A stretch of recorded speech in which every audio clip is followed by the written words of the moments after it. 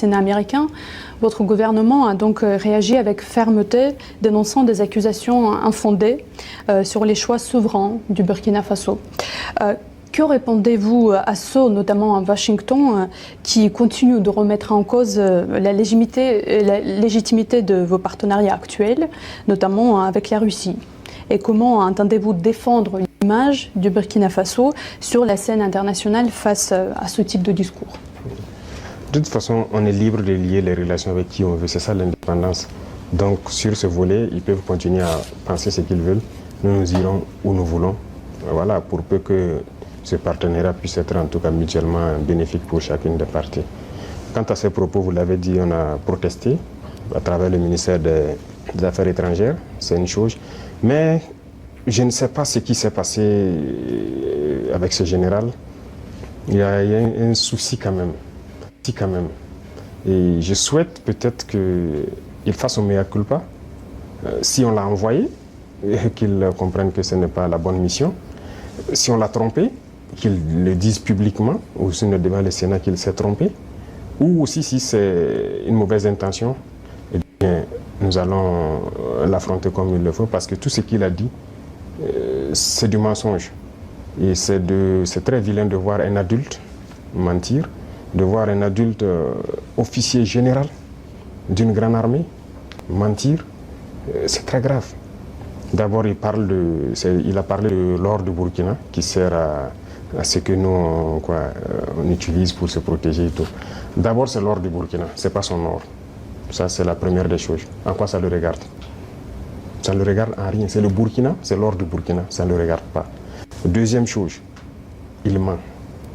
Parce que le Burkina n'a jamais eu de réserve d'or, jusqu'à ce que nous on arrive. C'est nous qui avons commencé à réserver l'or au trésor du Burkina Faso. Sinon, il n'y avait pas un seul gramme de réserve d'or au Burkina. Ça veut dire que c'est un menteur encore. Et l'autre chose, quand il dit qu'on utilise pour se protéger et tout, on est libre. Si le peuple a décidé qu'on le gouverne, nous avons le devoir de nous protéger. Donc on est libre. En quoi ça le regarde?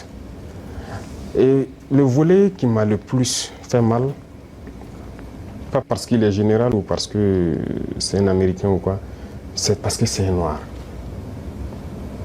Et ça fait très mal de voir qu'on utilise un noir pour combattre un noir. Et ça n'a pas commencé maintenant. Il faut que ça s'arrête. Voilà, c'est très dangereux. Même la Libye, qui a détruit la Libye, on a encore utilisé un noir. Dans les films, dans le temps, chez les Américains, les Noirs jouaient toujours le mauvais rôle. Mais on s'est dit c'est dans le film. Mais pourquoi les Noirs doivent continuer à jouer le mauvais rôle? Et je pense que s'il a entendu cette interview, il doit se regarder dans un miroir, avoir honte, sortir, dire que bon, on m'a fait un faux rapport, je regrette. Il doit le dire publiquement. Si c'est un faux rapport, on l'a fait. Parce que c'est possible. C'est possible qu'on l'ait fait un faux rapport, qu'il sorte dire, parce que vous avez suivi, quand je prends notre voisin, encore, comme je dis entre nous noirs, le ministre de la Défense ivoirien, qui se promène, aller en Turquie, voir le ministre de la Défense turc, et lui dit qu'il ne va nous vendre des armes. Vous voyez comment ça fait mal. Quand c'est un noir qui se comporte comme ça fait très mal. Est-ce qu'on l'a fait un faux rapport? Qu'il sorte de démentir. Si on l'a envoyé pour créer un problème au Burkina, comme ils ont l'habitude de le faire, eh bien, on va s'apprêter, on va les attendre. Parce qu'il faut que ça s'arrête maintenant. La race noire ne doit pas être utilisée pour combattre les noirs.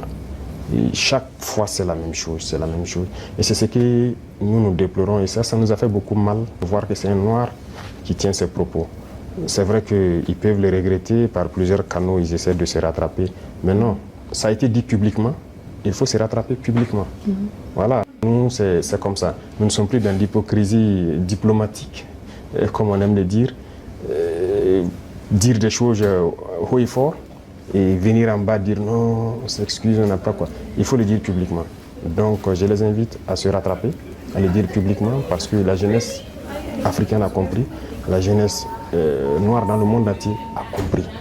Cette manipulation ne passe plus. Voilà, ça a toujours été le cas, utiliser de faux alibis pour espérer atteindre d'autres objectifs. Ça ne passe plus. Donc c'est regrettable, mais le Burkina reste dans sa lignée. Nous continuerons à nous développer. Et il a oublié de dire tout ce que nous faisons pour le Burkina. Ce que nous faisons, aucun régime ne l'a réalisé. Voilà, le développement socio-économique du Burkina, qui a fait, voilà, nous sommes en train de construire beaucoup de centres de santé, équipés en appareillage, les examens médicaux, et baisser les coûts des examens médicaux. Quel régime a fait pareil? Personne. Nous sommes en train d'agir sur l'agriculture, labourer gratuitement les champs des paysans, notre production a augmenté et tout. Qui l'a fait? Personne.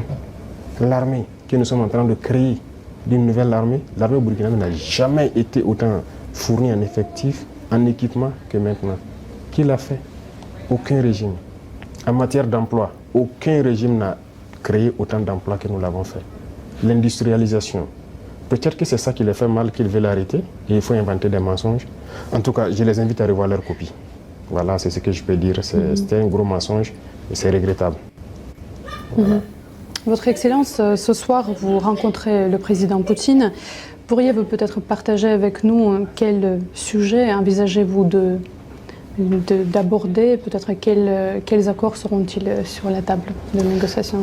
C'est la coopération, en gros, que nous allons aborder. Voilà. Et